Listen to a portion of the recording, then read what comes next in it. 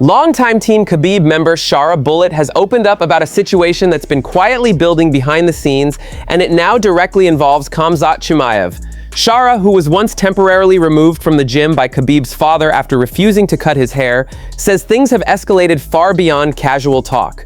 The situation began when another Russian fighter, Magomed Ismail, publicly claimed that Shara would stand almost no chance against Chimaev due to the massive gap in their wrestling. That comment clearly struck a nerve. Shara says he never wanted things to turn hostile, but once his abilities were dismissed so confidently, he felt compelled to respond.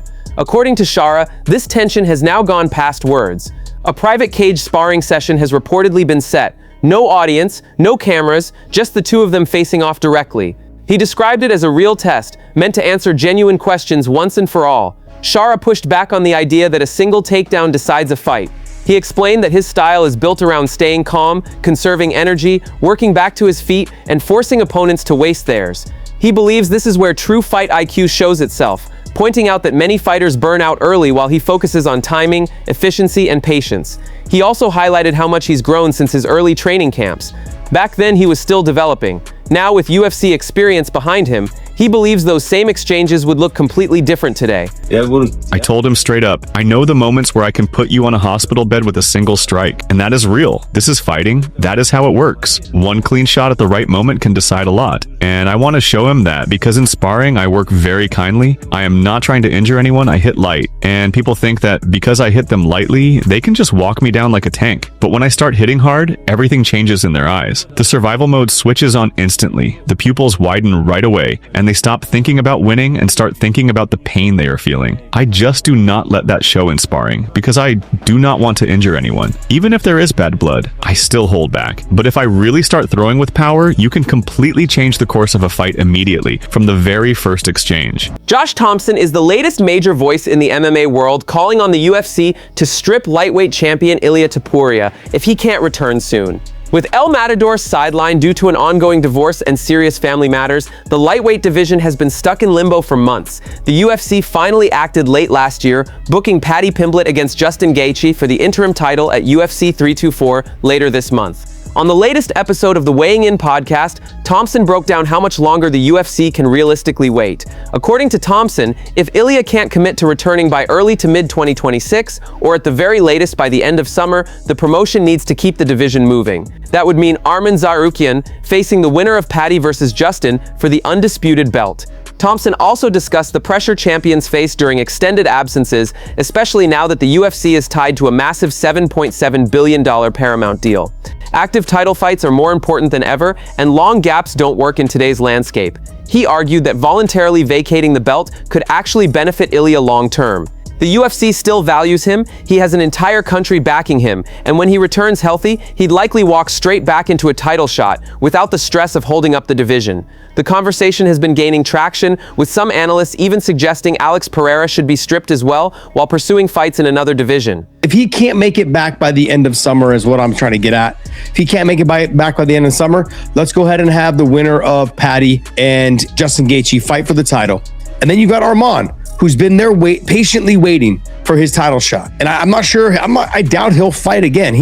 From what I understand, he's talking about being the backup for this fight coming up. We'll see if he ends up being the backup for the fight, but I think it's kind of hard to be the backup for a fight going through the holidays. And the way I've seen the videos of how Arman likes to eat, I highly doubt that he's probably backing up on this fight. But if he is, that puts him in a good position, I think, with the UFC. But then we thought that before in the past. He should vacate, let these guys fight it out. He comes back. You already know the UFC loves him. He's got a whole country behind him, but he's going to get an automatic title shot. It's less stress on him to know that he's holding up the division. Let's not forget, they're paying $1.1 billion a year. They want titles. They want to see title fights. If you don't have titles at the top, people are not going to watch those numbered events as much. Alexander Topuria has finally responded, and he didn't hold back after Bryce Mitchell made disrespectful comments about the Topuria family. In a clip that surfaced weeks ago, Mitchell went on a rant targeting Ilia's divorce and throwing insults at Alexander as well.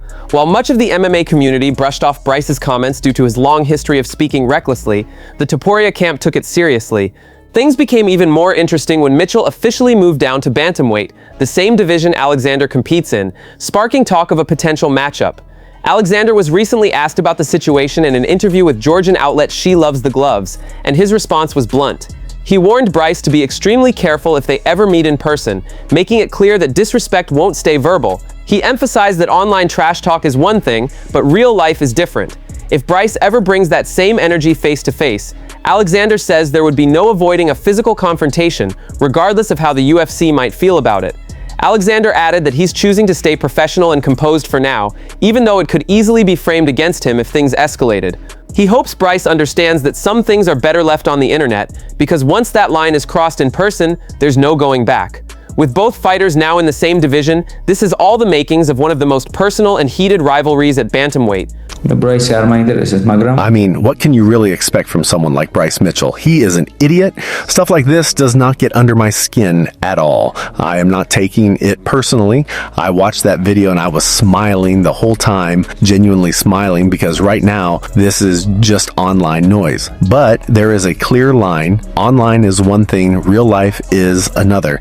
If he ever says something like that to my face, and I do not want this to sound like a threat, but God forbid he brings that same energy to me in person, then we will see what happens. I truly hope that when I eventually bump into him, his tone is completely different. I really hope so, because if he says anything like that to my face, there is no avoiding it. We will fight. We'll definitely fight. And then suddenly the narrative becomes Alexander does not respect the UFC and he's unprofessional. That is exactly why I am choosing to stay professional and keep my composure. So let us hope he keeps his mouth shut in person and understands that some things are better left on the internet. It looks like we could be headed toward DC versus Jon Jones round 3, but this time outside the octagon.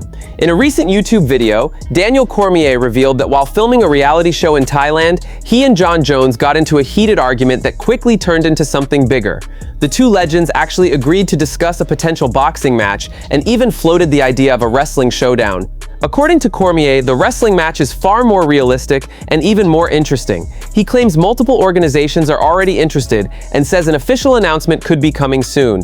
And DC is extremely confident. He flat out stated he would beat Jon Jones 10-0 in wrestling. Cormier emphasized that despite being 46 years old, he still coaches, drills, and wrestles multiple times a week and sees no scenario where Jon Jones beats him on the mat. If this actually happens, it could be one of the wildest rivalries revived in combat sports history.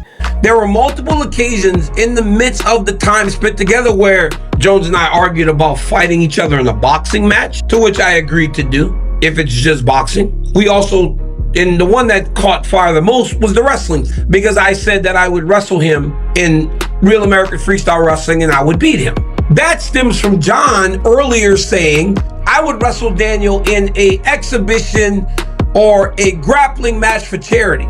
That was something he said prior. Luis, find that, clip that, throw that in the video so that the people see that I'm not making it up. I'm not making this up. It's really hard to understand that even at 46 years old, 46, I still coach wrestling. I still wrestle 3 days a week with the kids. I'm still drilling. I'm still doing moves. I don't understand how this idea that I could lose a wrestling match is out there. But I guess we can find out. And guess what? I'm not the only one talking about a wrestling match between Jon Jones and I. I'm just the only one doing it publicly. Stay tuned, because if he steps on that line, I'm taking this dude 10-0. Tapology has dropped a bombshell by officially updating Michael Morales' record, and it sparked serious debate across the MMA world. The stats site has changed Morales' record to 20 wins and 1 loss, retroactively adding both a professional win and a professional loss from the very start of his career. Those bouts took place when Morales was just 17 during a qualification fight and 18 during a quarterfinal loss. Tapology now classifies both as professional MMA contests, a move many fans argue doesn't fairly reflect a teenager still learning the sport.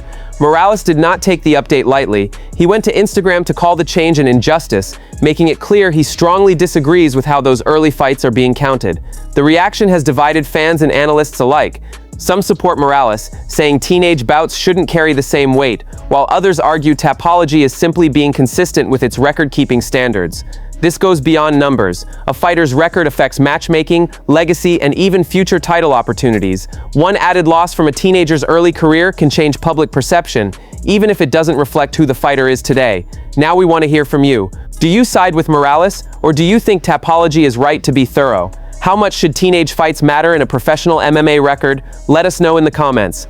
That's it from MMA Time. Thanks for watching. Don't forget to leave a like and subscribe for daily MMA updates.